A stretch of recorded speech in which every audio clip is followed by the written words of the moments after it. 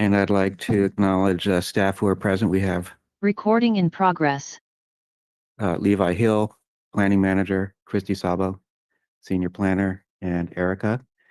And so before we do anything else, we'll do a roll call. Erica? Sure. Chair Bluth notified us he would be absent, as well as Commissioner Freeman. So we have Vice Chair Silva serving as our chair tonight.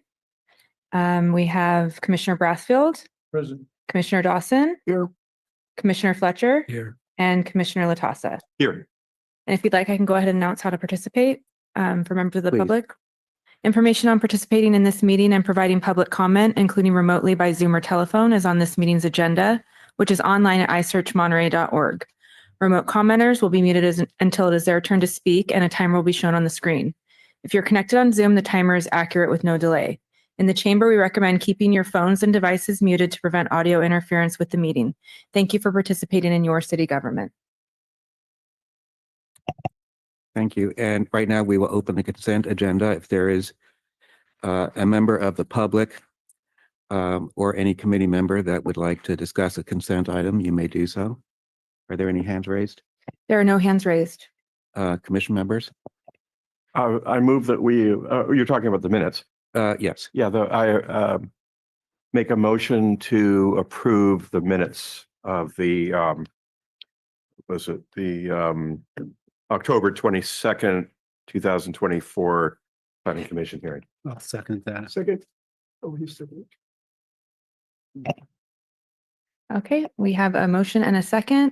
Chair Silva? Yes. Commissioner Brathfield? Yes. Commissioner Dawson? Yes. Commissioner Fletcher? Yes. And Commissioner Latassa? Yes. Okay, the minutes have been approved. Thank you, Erica. If there's any member of the public that would like to come up to the podium and speak before an item that is not on today's agenda, you may do so. Or for those who are watching this at home, you may raise a hand on Zoom. There are no hands raised. Okay. We will then turn our attention to our first public appearance item. And Christy, would you like to give us a presentation, please?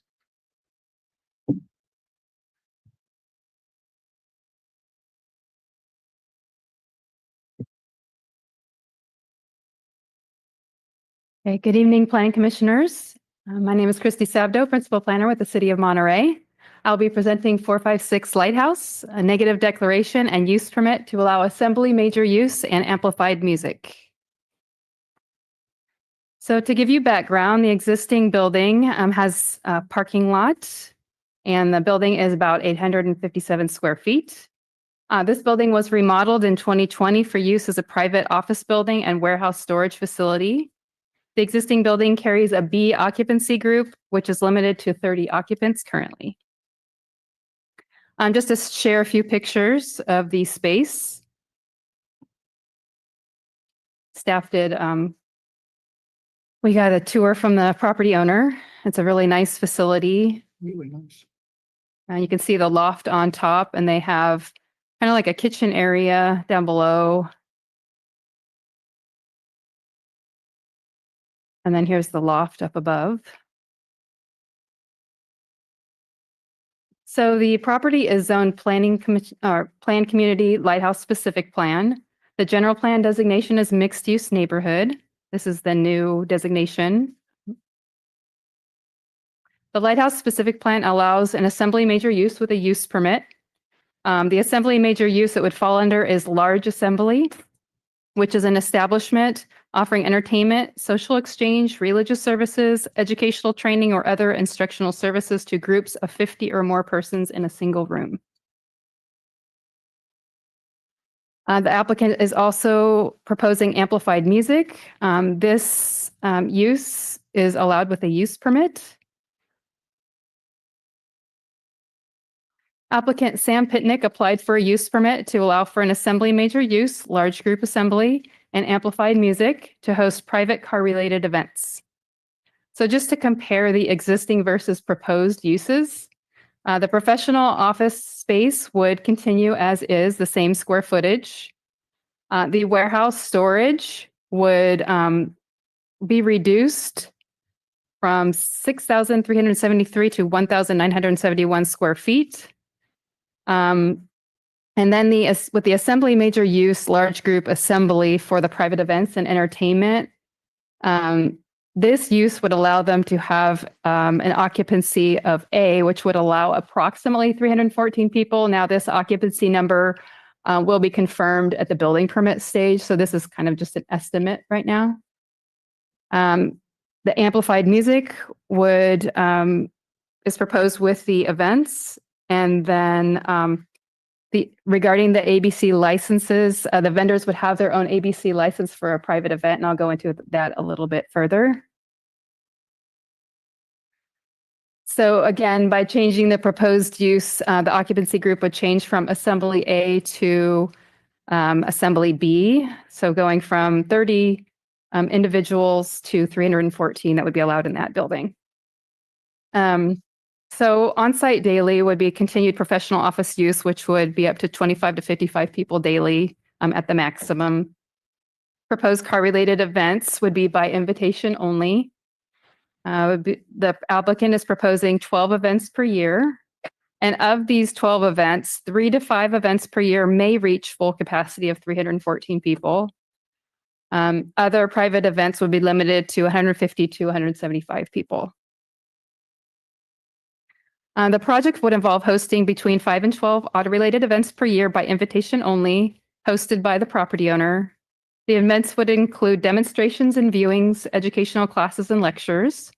All events would be held indoors. However, on occasion, certain aspects of the event might be held outdoors in the existing parking lot. And we can hear more from the applicant after I present. Event hours proposed are between 8 to 6 p.m. and 5 to 10 p.m., typically 3 to 4 hours in length. Private event staff would include 5 to 20 people. The private event staff would only be for the events themselves, would include support staff consisting of vendors, caterers, and security. Outside vendors would provide all staff for events. Events might include the live entertainment, amplified music. Amplified music would be MC, lectures, musicians, or live DJ performances. Food and beverage would include alcohol provided by the vendors. So the vendors would have their own Type 58 catering license required by ABC. The only event that a ABC license would not be required is if it's a private event that includes a guest list and invitation. No money is charged for the event, and the event occurs in a place that is not used for alcohol sales, service, or consumption. So that'll be, ABC regulates that, but that's a summary. The applicant would restripe the parking lot to accommodate 20 vehicles. During events, the parking lot would be primarily reserved for those that require accessible parking and for vendors, such as caterers and staff and security. This use requires a new trash enclosure that the applicant is proposing. This is kind of what the trash enclosure would look like. It would include 4 96-gallon recycling bins and 2 dumpsters. So we did reach out to the Monterey Peninsula Water Management District. They have confirmed that water is available for the project. They would issue a waiver that states the primary use of the permitted building is a Group 1 use, and any use for assembly purposes must be subordinate to that use, or a new water permit would be required. So here is the proposed site plan. You see the parking area here, the existing building with the loft above. Let's see if I can move. Okay. This is the proposed floor plan for the office. I know it's a little hard to see.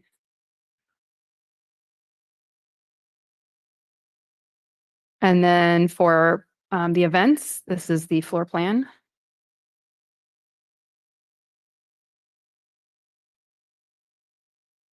So the project required environmental review under the California Environmental Quality Act.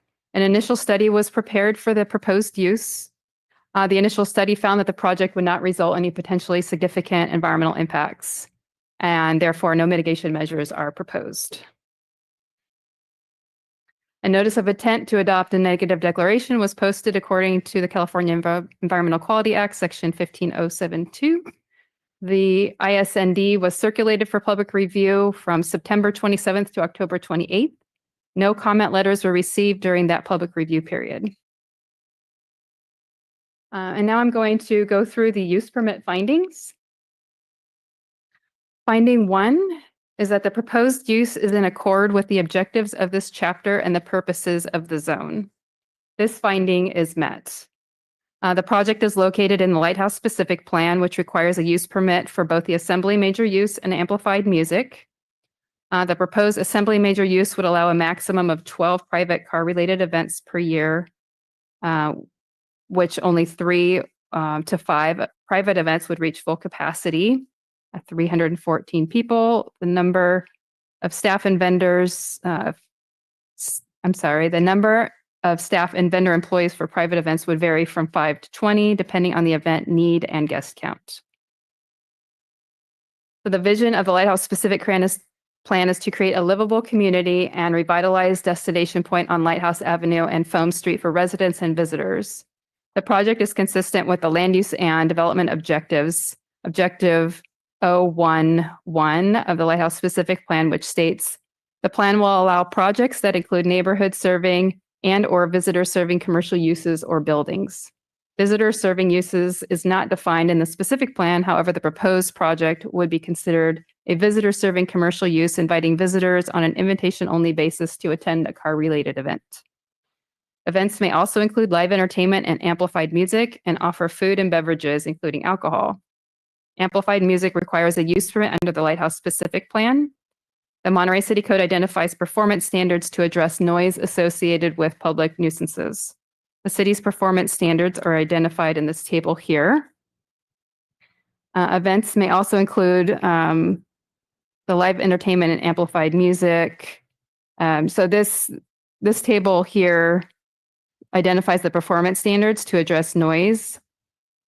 And the maximum allowable noise level is, if you're next to residential, it's 60. Let's see. Let's go to the next. So, okay. I'm just going to move on and we can go back to table 1 if we need to. A noise assessment was prepared by Ambient for the proposed amplified music. The assessment evaluated noise levels in comparison to the city's noise level performance standards outlined in this table here. So the analysis calculated noise level projections on a conservative estimate of an exterior noise level of 79 decibels, approximately 10 feet from the door of the existing building. And they assumed that the building door was open, which is more conservative than having it closed.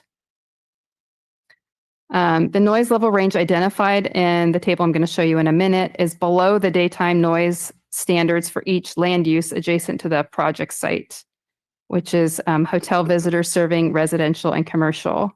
Therefore, the proposed project would be consistent with the city's noise standards. So here are the results from the noise study showing the adjacent land use types, predicted noise level, and then the which is lower than the standard shown here. It's either 60 or 65, and then showing that it doesn't exceed that standard. There is no parking required for the proposed use. The Lighthouse Specific Plan Standard S211 says no additional parking is required when the use of an existing building changes or is intensified. Finding 2, the proposed use and the proposed conditions under which it would be operated or maintained would be consistent with the general plan, will not be detrimental to the public health, safety, or welfare of persons residing or working in or adjacent to the neighborhood of such use, and will not be detrimental to properties or improvements in the vicinity or to the general welfare of the city. Staff finds that this finding cannot be met. So in summary, the general plan designation, again, is mixed-use neighborhood, which allows for multiple functions within the same building or adjacent to one another in the same general vicinity to foster a mix of uses that encourages people to live, work, and play and shop in close proximity. A full range of uses are permitted: residential, retail, employment, entertainment, cultural, public, and personal service use. While the project meets the intent of the mixed-use neighborhood land use designation, the operation has the potential to create adverse impacts that would be detrimental to the surrounding neighborhood. Parking isn't required for the proposed use. However, the private car-related events would significantly increase parking demand in the immediate vicinity. The private events are proposed to have up to 314 people in attendance, with only 20 parking spaces available on site. The discrepancy in allowed occupants and minimal parking provided would cause a disruption to the neighborhood and for the businesses along Lighthouse Avenue, where parking is already considered limited. Comparable uses located elsewhere in the city would typically require an on-site parking ratio of 1 space per 50 square feet of space. If that ratio were applied to the proposed project, a total of 88 spaces would be required. Nearby sensitive receptors, including the adjacent hotel, Victorian Inn, Inns of Monterey at 487 Foam Street, and the new Monterey neighborhood, could potentially be adversely impacted. Inn rooms are located adjacent to the building at 456 Lighthouse, and noise from the events could impact their guest stay and therefore their business. Therefore, the proposed use could impact the welfare of persons residing or working in or adjacent to the neighborhood of such use. This finding cannot be met. Finding 3 is simply the proposed use will comply with any specific condition required for that use. With a recommendation of staff denial, there are no recommended conditions of approval. However, if approved, the applicant would be required to maintain compliance with any associated conditions of approval. Staff recommends that the Planning Commission adopt Resolution 1, adopting a negative declaration for an assembly use in amplified music at 456 Lighthouse Avenue. Staff recommends that the Planning Commission deny Resolution 2, denying use permit application UP 230072 for an assembly major use and amplified music at 456 Lighthouse Avenue. Staff is available for questions and the applicant is in attendance. Commissioners, any questions for Christy? I have a question, but I think it might be for you, Levi. We had a project before Planning Commission a couple years ago, probably now, that always was being brought before us for amplified music reasons on their use permit. And I know Planning Commission had a lot of opportunity to discuss amplified music and the levels that are in our ordinance. I can't remember if there was any direction given to look into that further. Do you remember that project? No, I don't recall that specific conversation. I think it might have predated my time with the city, but to my knowledge, no changes have been made to the performance standards for noise beyond what is included currently in our plans. If that's something the commission would like to revisit, we can certainly agendize that and bring that before the commission. Well, it was a big deal at the time. I don't know about now, but Do you recall if the thought at the time was that the standards were too permissive or too restrictive? too restrictive. But it's a little bit different situation this right here. I just want to make sure we're dealing with numbers that aren't on the horizon going to change. Correct. Not in our current work program to make changes to these standards. Thank you. Yes. Jerry? I guess I do have a couple of questions. So there was a letter from Mr. Outson that was in the comments received file, and he was wondering if there were any car displays in the parking lot contemplated, but I didn't see anything on the plans or any discussion of that. I believe that's a possibility, yes, that they Okay. would display some cars outdoors. But it's not really addressed in the use permit. Yeah, it's true. It wasn't really clear as to what would be displayed outdoors. Okay, are there any regulations or any city ordinances that relate to, I guess, occasional car display on private property? No, not that I'm aware of. Okay, And I think it's worth noting that while there is regulations in our city code that pertain to outside storage, outside display of goods for sale, these would, it's my understanding that any of the automobiles that would be on display are not actually meant as displayed merchandise, rather than more of an exhibit style display or demonstration. Okay. So there are two basic issues that the city has come up with for this second finding, and the difficulty staff is having meeting that finding. It's the parking and the noise. Correct. And basically the residential, I guess the hotel is considered residential use. Mhm.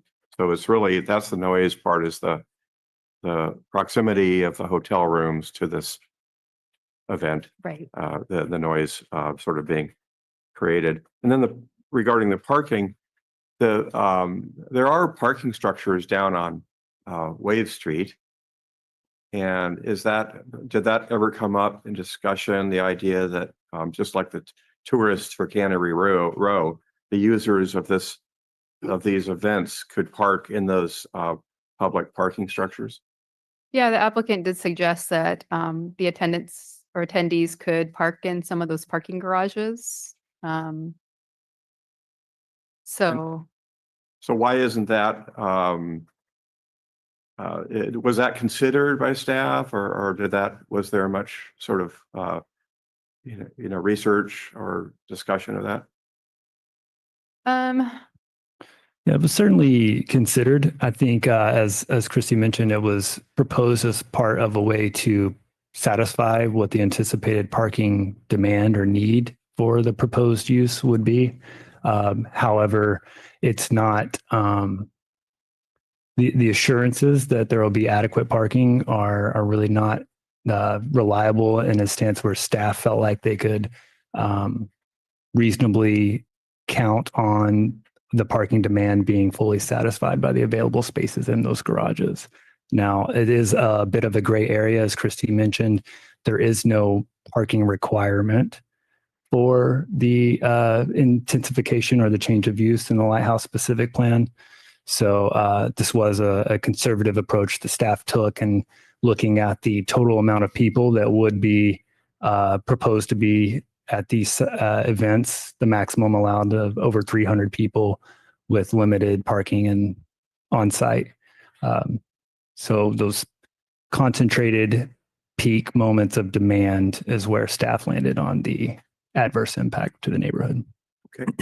And then going back to the noise issue, the negative declaration doesn't find a bad impact from noise. right. And they had access to this ambient report. Mhm. And the city, what is it called? The performance standards talks about, I think, basically 60 dB at the property line. Isn't that it? Yeah. That's It the doesn't standard. exceed that. It was less than that. Right. Mhm. So, so I don't understand the staff's position that it can't make the finding if the negative declaration and that performance standard it apparently isn't being exceeded. Yeah, I think like Levi said, we're just being more conservative and looking out for the use and some of the residences in the area and making sure that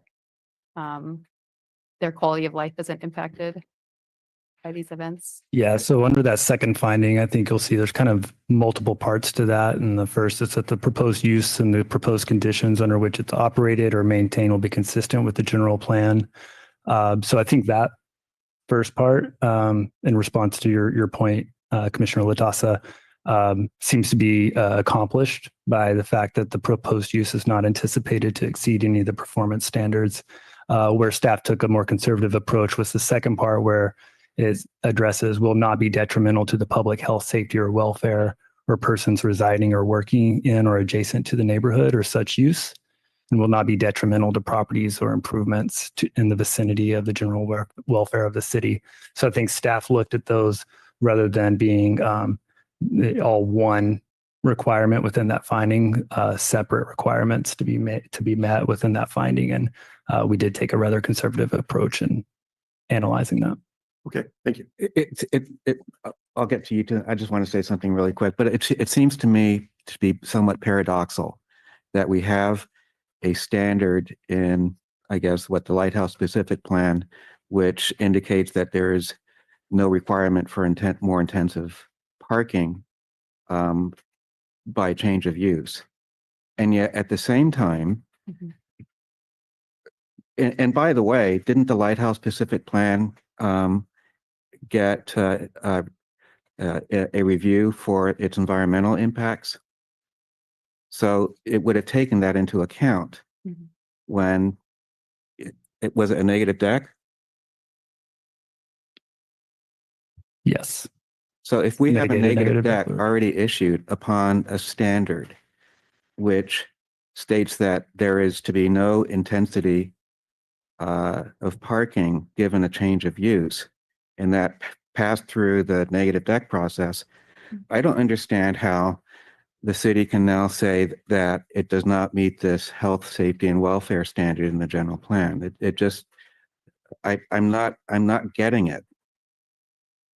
Yeah. So as it's been laid out, the applicant is applying for a use permit. So that allows the commission to discretionarily review this project and apply conditions as they see fit, or make the findings that it does not meet the required findings for approval for a use permit. Those things are different than the sheer compliance with the objective performance standards of the code. Definitely get your point that you would think that if a project satisfies one, then it should by default satisfies the other. By nature of discretionary entitlements, that's not necessarily true.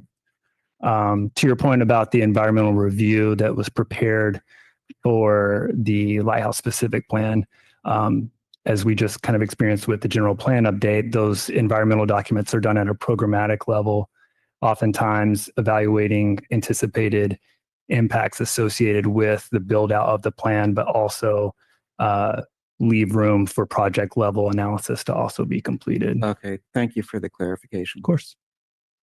Mike. Well, first of all, I appreciate that businesses try to fit what they're trying to accomplish within the framework of city requirements. Not always easy, frequently not easy. And I think that this panel has already covered a lot of topics, but I want to go back to the specific plan. Anybody that's gone through a specific plan, you gain a lot of, really a lot, sometimes more than you desire, input from the community of what their requirements and expectations are of a specific plan. I think that the intent here for the Lighthouse Specific Plan was to try to channel the efforts into businesses that support the local needs. They don't have to drive to Sand City or to Del Monte Center. And I think that they tried to frame it in a manner by wording to encapsulate those thoughts. What we're seeing here is a major event coordinator trying to shoehorn his business into that scope. If you're driving around trying to find a parking place, and the normal day-to-day business, it can be a little difficult. But when you put in a large number of people trying to attend, they will first of all try to drive by the business and find the closest parking space, and then move out to as you don't find any.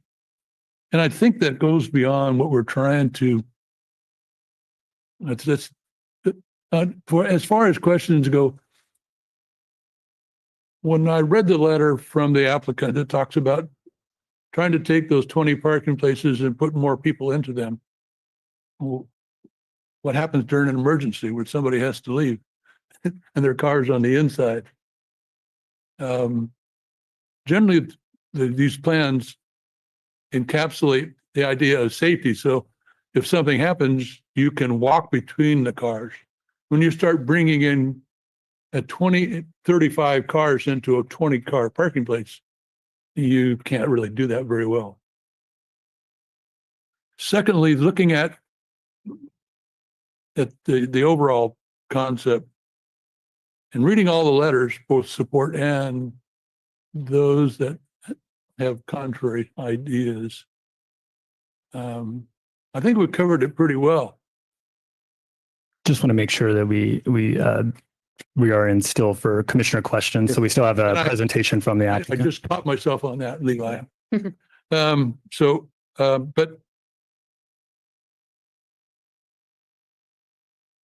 I'll table the rest of my comments. Thank you. Mike. Would the applicant like to give us a brief presentation? Good afternoon. My name is Sam Pidnick. I'm the architect for 456 Lighthouse Avenue. I'm also joined by Steve Cottrell, whose company occupies the building. So, Christy, thank you for that great presentation. Maybe I won't get into the specifics, the numbers and everything, because Christy touched upon that. But again, just to highlight, we're proposing a maximum 12 events a year, with an average being about 150 to 175 people. And less than half of these events would ever achieve the maximum occupancy of 314. These events are geared around bringing the auto community together, as Christy mentioned, with product demonstrations and viewings, educational classes and lectures. So one of the comments that was brought up, the parking lot is never meant to be a car dealership. It's not that. On occasion, there may be a couple of vehicles parked out there for the duration of the event, but not beyond that. We believe this property is very well suited to host these events. It has the large open warehouse space to accommodate all attendees. We have the adjacent parking lot to provide space for the caterers and vendors, while also providing some handicap spaces for those who need it. We are not proposing to park more cars than the parking lot can handle. That does create a safety issue. So if we have 20 spaces, never more than 20 vehicles will be there. The building also already has a large kitchen space, which will serve as catering prep area. This also allows us to serve all food, drinks, and alcohol inside the building, not in the parking lot. The building owner has also committed to additional improvements to help support the events. This includes added restrooms inside the building so that we don't need to bring in temporary facilities. These can be unsightly, as seen from Lighthouse. And as Christy mentioned, we'll also be building a big trash enclosure. So again, you're not going to see waste. You're not going to see big trash bags following an event. In the report, city staff was not able to make a finding for item 2, citing concerns over parking and noise impacts, as we discussed. So I kind of really want to focus my presentation on that today. So noise, I think simply put, the report by Denise Duffy and Associates did demonstrate that the building, in a worst case scenario, still complies with the city's noise ordinances and guidelines. This building is surrounded on 4 sides by solid CMU block walls, which really help to mitigate against noise transmission. And the main event space is concentrated towards the street side. Internally, we have a bit of a buffer between us and the Victorian Inn behind. We have office space, kitchen, storage, and bathrooms. So it's not like the event space is right up against the hotel. We also don't have a common wall with the hotel. And the Victorian Inn also has a very large concrete wall along the entire north property line that we share. This wall is actually taller than our building. Again, the report by Denise Duffy and Associates was a worst case scenario. Amplified music with the doors open. Not every event is going to have amplified music, and not every event is going to have the doors open. But even in that worst case, we demonstrated we still meet city's guidelines. And I did have a chance to speak with the property manager of the Victorian Inn, and I did share this information with him, and I believe I was able to alleviate his concerns. But if not, and he's in attendance this evening, in person or virtually, maybe we'll hear from him. So having said that, we're confident that the noise generated by these events will not be an issue for the adjacent businesses and certainly not for the residential neighborhoods farther away. The second item, parking. It was said that there is no parking requirement in the specific plan. We have the added benefit that at least we can get up to 20 parking spaces, which I think is more than most businesses in the area can say. When you have zero lot line development, you go to these stores, you go to these restaurants, there's no parking lots. We rely on street parking and off-street parking. Fortunately, we are located so close to Cannery Row, which means that there are more than half a dozen parking lots and garages within about a 5-minute walk, and even more if you're willing to walk a few extra minutes. These include the parking garage at 601 Foam Street with over 1,000 parking spaces, the multi-level parking garage at 700 Wave Street, the parking lot at Foam and Irving with about 160 spaces, and there's 2 more surface lots at 32 Cannery Row and 501 Cannery Row, each with over 100 parking spaces. And that's just to name a few. The City of Monterey provides a detailed inventory of all parking garages and lots on their website, indicating that they provide 3,500 off-street parking spaces and another 3,000 on-street parking spaces between Cannery Row, Lighthouse Avenue, and downtown. We really think there's more than enough parking here to handle the occasional event. Furthermore, for all proposed events, we're happy to provide a link to the city's website, encouraging guests to use one of the many parking lots and garages close by, and recommend avoiding parking in residential areas. We've also developed a graphic that we can share at events and to guests, showing where our property is in relation to those parking lots and how to get there. We also encourage guests to carpool and rely on ride-sharing apps. There's precedent for being able to block off a couple spaces in front of our property for specific ride-sharing drop-off and pickup that can really help mitigate any backup and just kind of streamline the flow of vehicles and people to our events. It's also likely that many of the attendees of these events will be flying into the area and they won't even have a car during their visit. There are numerous hotels within walking distance where they can stay. And I think, finally, we believe that the proposed events will provide a benefit to the community. Attendees will help to fill hotel rooms. They will dine in the restaurants and cafes nearby and shop at the local businesses during their stay. But these events aren't just limited to visitors from out of town. They are for the auto community, both local and beyond. I think an additional benefit, keep in mind that these events are infrequent. The rest of the time, there is a business in this space employing people locally too. So we do think it's a benefit to the community. And we have received letters of support for this project, which I think you all have copies of, from individuals that want to see these events happen. And then some of them are other local business owners who have seen the report and do not seem to be concerned about noise and do not seem to be concerned about traffic or parking. So we strongly feel that the second finding can be made, that parking and noise will not be detrimental to the public in the surrounding neighborhood. So we hope you'll vote to support the project this evening. Thank you. Any questions? I guess I do have one question. Yeah. I mean, this isn't really part of our review, but I guess the new restrooms that are downstairs in the basement, they don't need an elevator? They do not, because we have an accessible restroom on the main floor already. Christy, what's the requirement for a number of bathrooms for 300 people? That's really buildings review. I appreciate that, but the idea here, we're looking at 300 people with, it looks like 4 sanitary devices. If could I respond to that? So I don't know if we can pull up the proposed plan. It does show the proposed restrooms downstairs. And as part of the preliminary review, the building department did provide comments. So I've gone through the building code. I understand what the occupancy is and as it relates to provided plumbing fixtures. And so the proposed build out of the lower level does reflect satisfying the requirement based on the California Plumbing Code and number of occupants proposed. Okay. You talked about traffic, and I think it in one of the first slides you showed, it talked about 22 to 55 people a day. Based on regular business use, correct. And that just your business or a secondary business? That's the business that currently occupies the building, or theoretically any future business as well.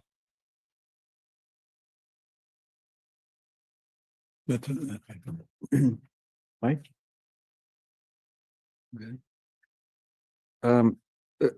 Samuel, thank you for your presentation. I have a couple of comments. Yeah.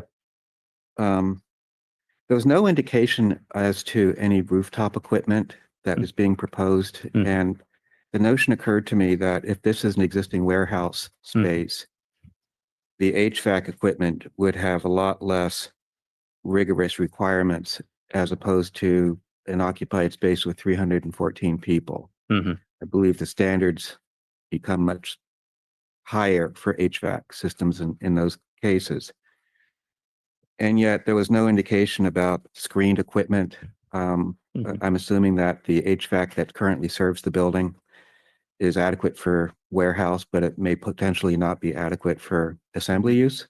Have you looked into this? It's a great question. And the short answer is no, we haven't, just because we haven't gone to that level of detailed drawing submitted to the building department. But I do think we'll have to reengage the mechanical engineer that was originally involved to take a look at that. I don't hold me to it. I believe there may be some equipment already up on the roof that is screened. But certainly any additional equipment that would be required, we would adhere to any screening requirements that the city has, Yeah. and then try to concentrate those away from the street, away from any public view. Yeah, it just seems to me that something like that would be part of Mhm. our review as part of the planning commission, because the standards in the lighthouse specific plan do require screening of equipment. Mhm. And that should be something that falls under commission's review as part of these applications. And I think, Christy, when we chat, am I right in understanding that the change to the increased occupancy isn't subject to the use permit? Is that right? Or what I guess I'm trying to ask is, and I, of course, again, we want to adhere to city guidelines and make sure everyone's happy with any future equipment. But I was sort of led to believe that we could, in theory, increase the occupancy, not the use permit for the event, but all that associated work, the restrooms, the equipment would be kind of subject to planning review and building department review. So I think we would still have a couple layers of review to make sure, that everyone feels like the city requirements about, screening mechanical equipment, acoustics, things like that are met. I guess my point is just, I think at this level in the process is why we wouldn't have that information available today. Thank you, Samuel. Just one more comment. Yeah. On your cover sheet, it indicates that there is to be a B occupancy and an A occupancy. And it further states that this is a sprinklered building. The existing occupancy is B, proposed occupancy would be a assembly. And the existing, you asked about sprinklers? Yeah, it's a sprinkler building. It is currently sprinklered, yes. And so the office is a B occupancy. No? based on occupancy load, I believe. And sorry, I don't have all my notes in front of me as it relates to the occupancy. So the way we come up with the number of occupants varies, right? Because the big warehouse space is based on a concentration of like assembly occupancy, which is a higher density. And then the office spaces are the business occupancy, right? And that's a different number of people per square foot. But my understanding is as soon as the total occupancy of a building exceeds 50 people, then the whole thing is considered assembly occupancy. Oh, well, that's interesting. I'm looking at this from a separation standpoint. Mm-hmm. And I know that you can have a accessory occupancy if it's on the same floor, but these are not on the same floor. And so I'm just cautioning you moving forward that you may want to look into that, the 1 hour separation, which would prevent you from opening up the office into the assembly. And you bring a good point. And actually, as part of the building department's preliminary review, they did touch upon that. And they said, obviously we need to flesh out the details here, but their concern was the stairwell. And because of the 3 stories, a 1 hour enclosure could potentially be required around that. I would agree with that. Yeah, which we're aware of and we're willing to do. Okay. Thank you, Samuel. Thank you. Any more questions? Let's open it up for public comments. Anyone in the audience other than the applicant?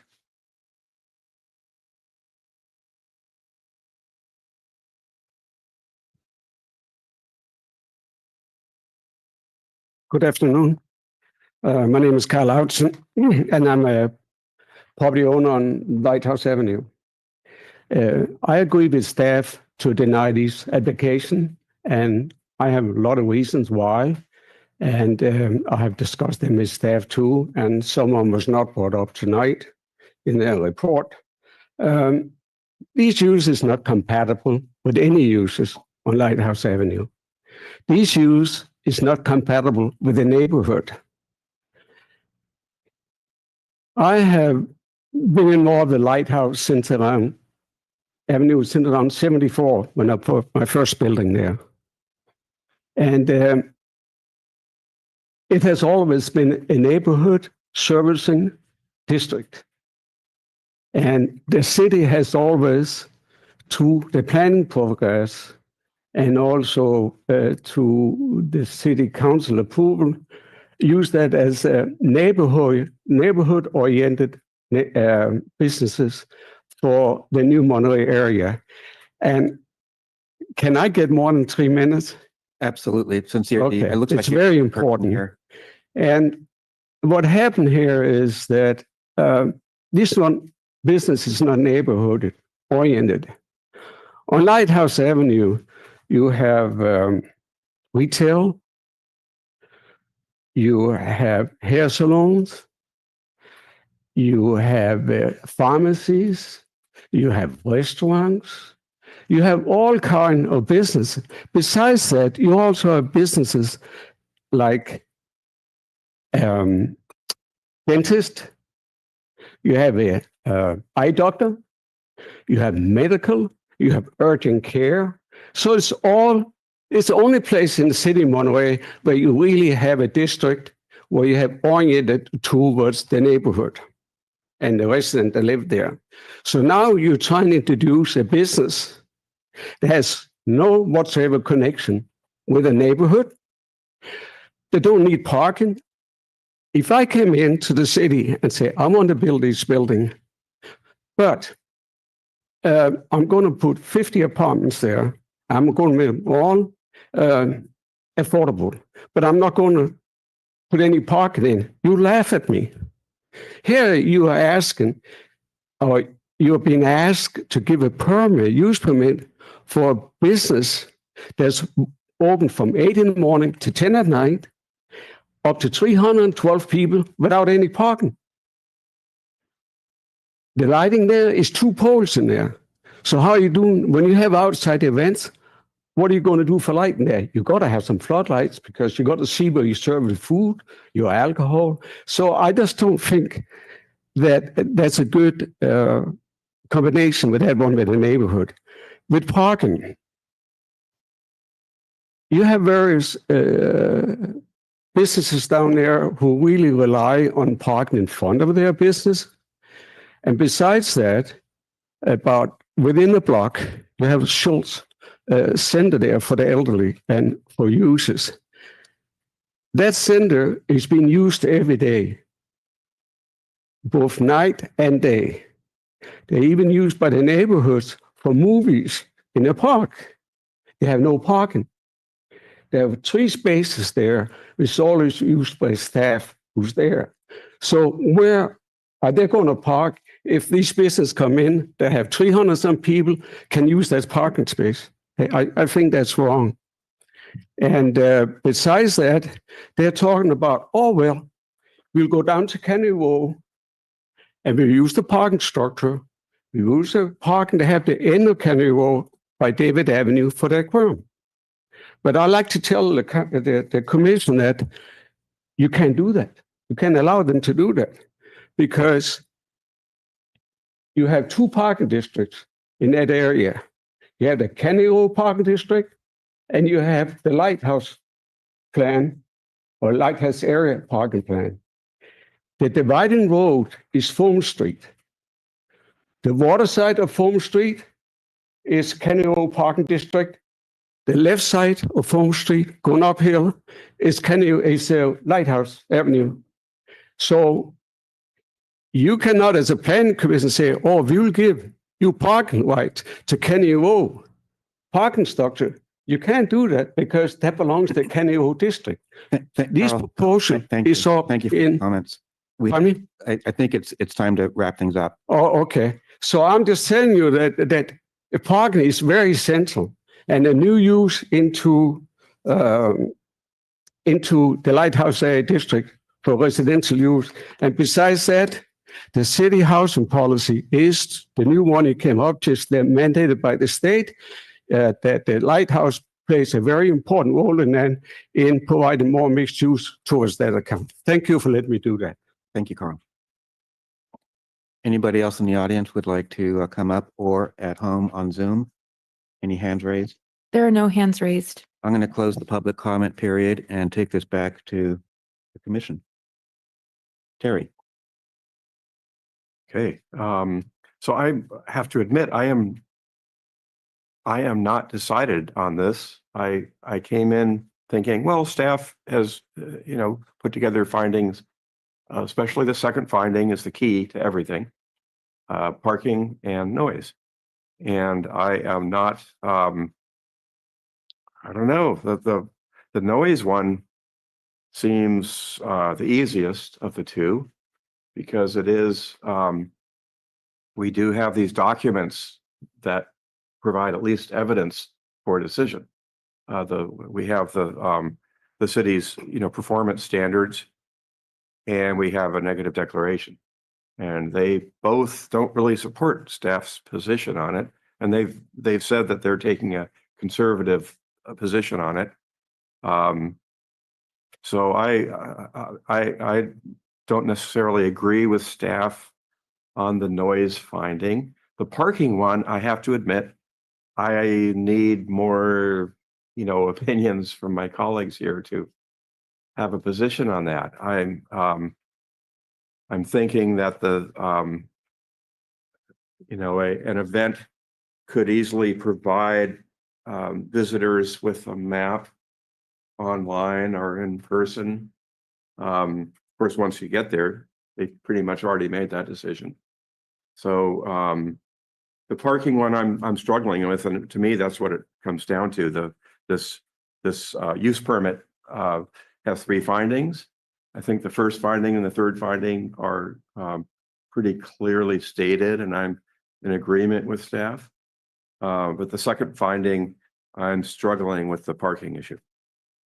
And maybe then my colleagues here will also agree with staff on the noise issue too, but we have to hear what they have to say. Daniel. Yeah, I have a question for staff on the noise ordinance that we have, and it's being written into this document. Are we able to, I want to put this, it's for amplified music inside. Is there any opportunity for that inside music to become outside music without having the use permit modified? Well, if the planning commission were to approve the use permit, you could add conditions that the music would be indoors As only. it's currently written, does that mean it's only on the inside, or is it they have the right to use it on the entire property, inside and outside? They're proposing it to use it inside only. Okay. But staff didn't add any conditions just because of the denial recommendation. Okay. Yeah, the proposed project is for amplified sound only indoors. So with the approval based on that project description, they would be limited to amplified sound only indoors. I'm split on this one as well, along the same lines as Terry. The amplified music becomes a greater problem if it was ever to move outside, as we're increasing our residential stock down in that area, as we discovered with that project on Alvarado Street. But that's all I have for this moment. Mike. I'm kind of thrown in the wind on this one too, because I remember meetings in the past where the people along Hawthorne and up the block there were very, how should I say, jealously guarding their parking from people who worked on Cannery Row. People would drive in, park up in the neighborhood, and then walk down to work. And the people in the neighborhood were very, very upset with that. And the noise is interesting in that we're calling it amplified noise. Think about that just for a second. Amplified noise. Now that's just what we ought to be doing here. I have a feeling that maybe the people up in the neighborhood didn't notice that they're going to have all that parking and all that noise, all that amplified noise. If so, they ought to be, running through the gates. So I don't think I can vote for this. Mike.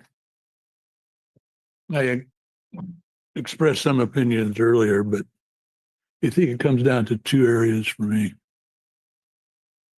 I commented earlier about the specific plan.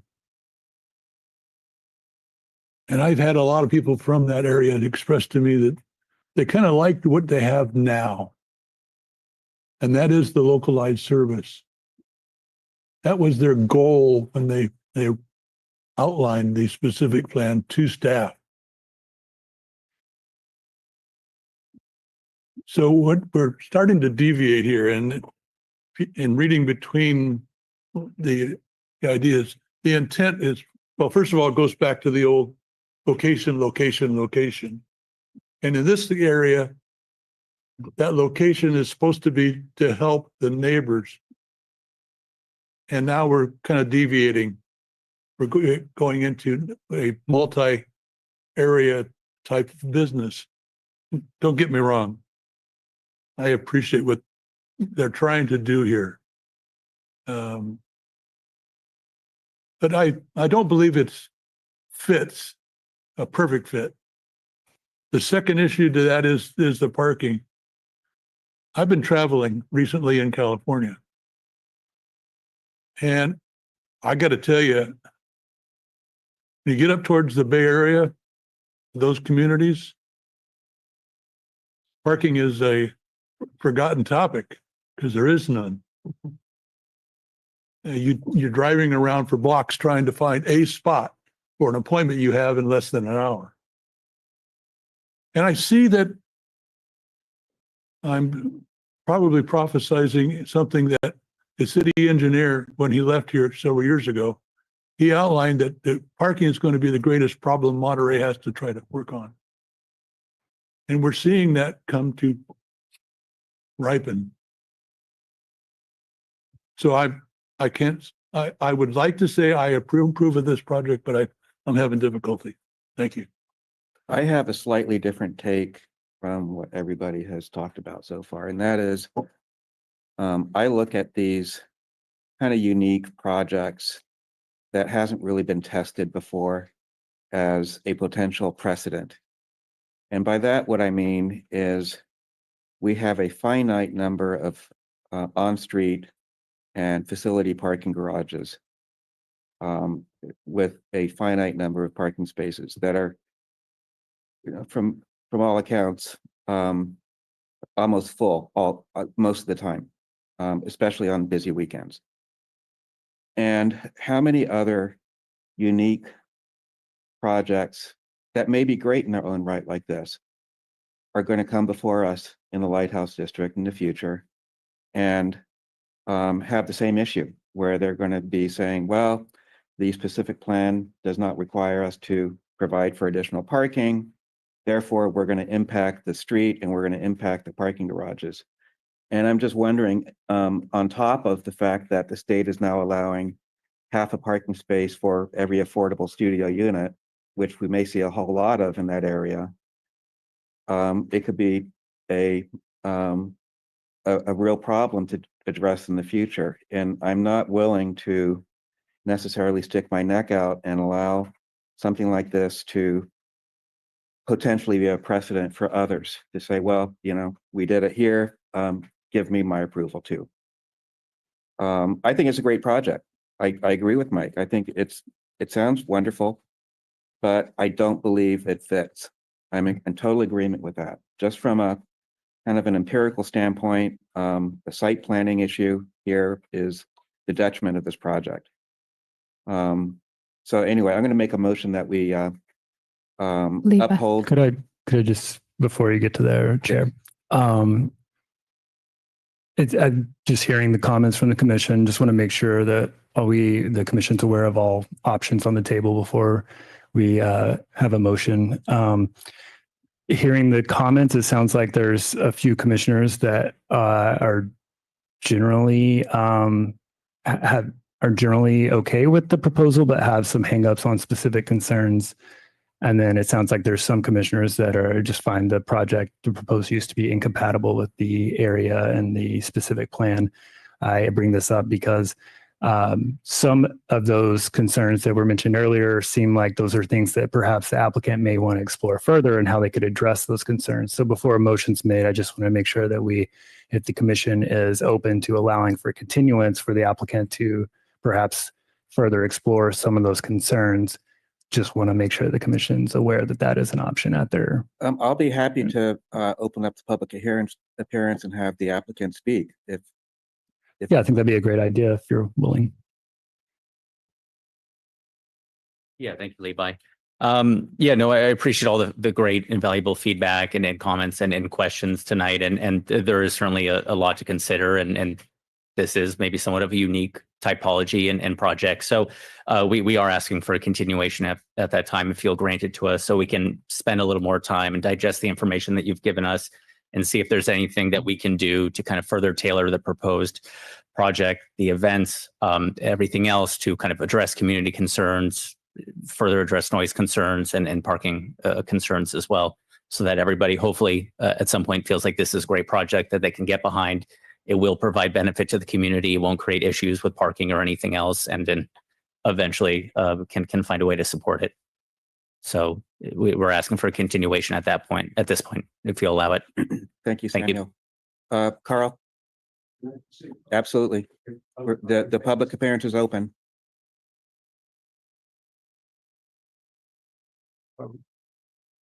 In one way, I don't understand the continuance.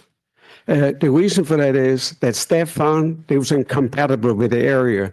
So the staff denied it. So they had all kind of chances to, after they got the report, to discuss with staff why was it denied.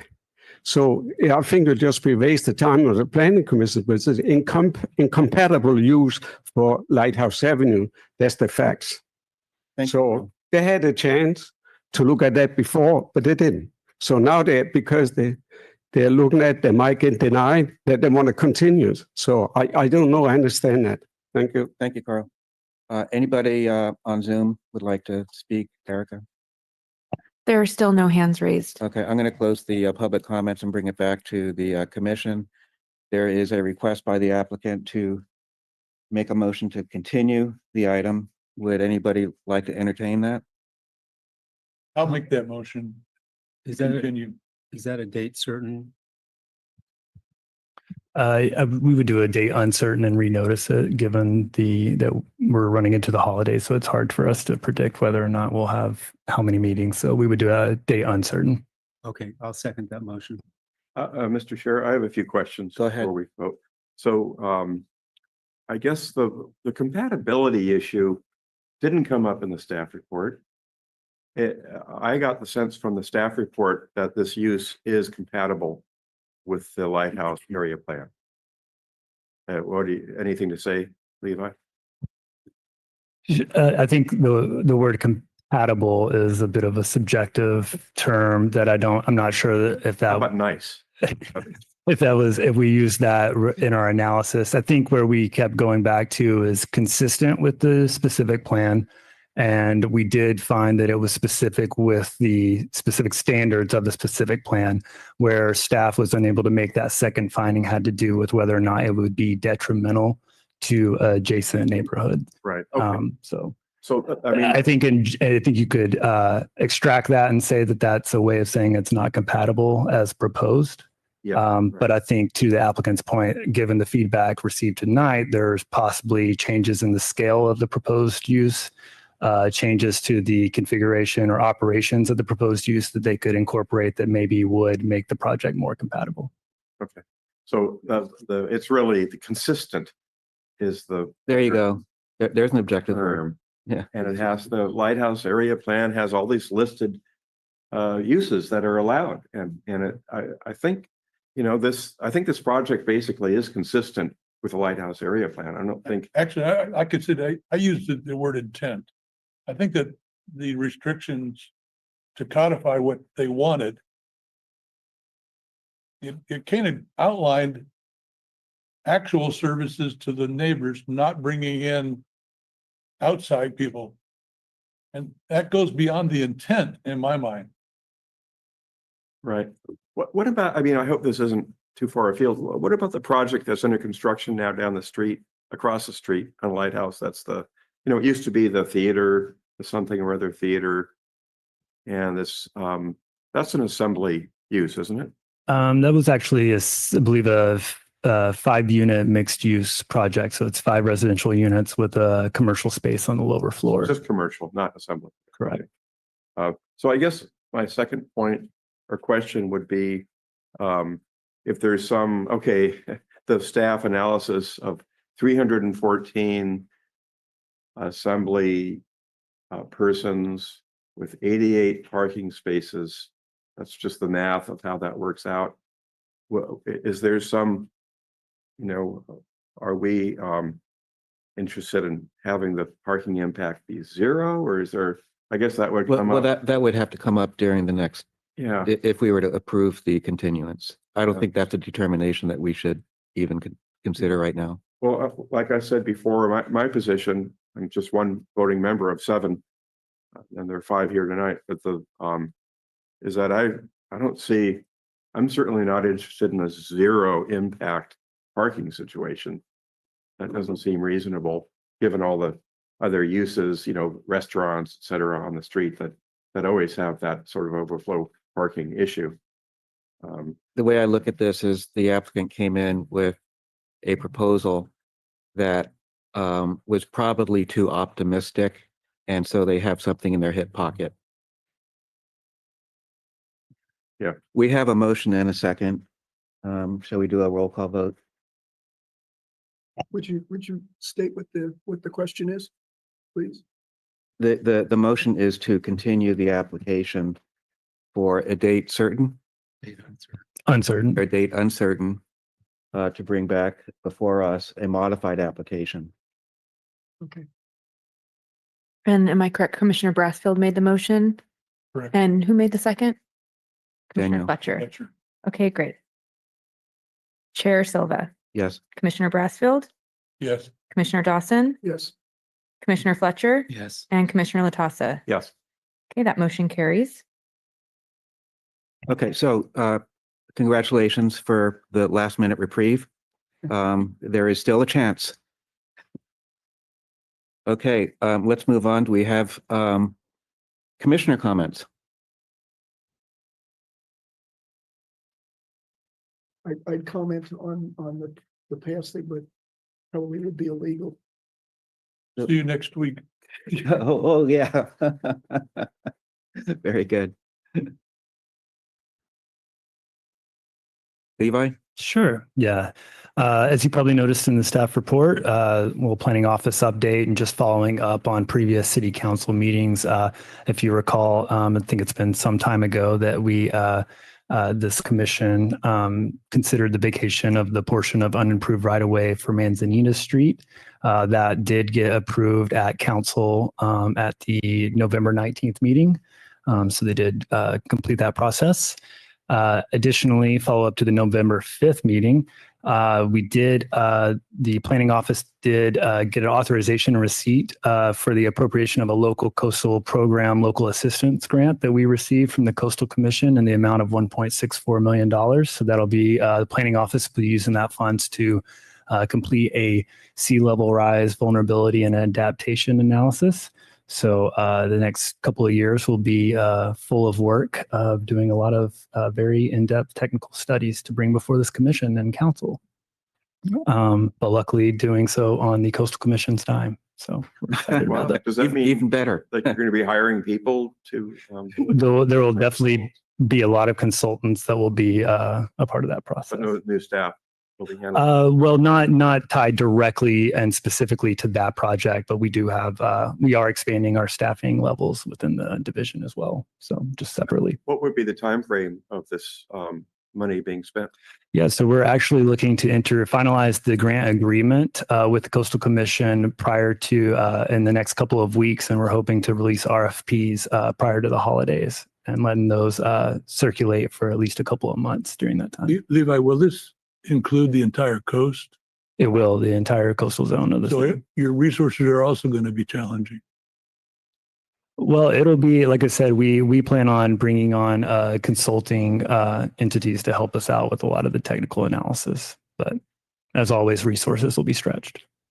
Can you remind the commission when the joint city council planning commission I can. housing element? I can, yes, is next Tuesday, December Okay. 3rd. So yes, that's also on here that you will see Sorry, did you say November 3rd? December 3rd. December 3rd. Wishful thinking. Yeah. No, it'll be December 3rd. So yes, a joint PC and city council meeting. So that'll be our first phase of housing element implementation. So we'll be bringing before you the rezonings and amendments to our specific plans to implement that first phase of implementation programs. The staff report for that will be publishing tomorrow prior to the holidays, so that you should be receiving emails on that. And has there been comments from HCD?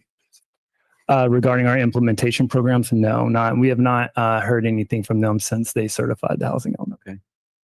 Very good. Thank you, Levi. Of course, thank you. All right, I think that about does it, and we will adjourn this planning commission hearing.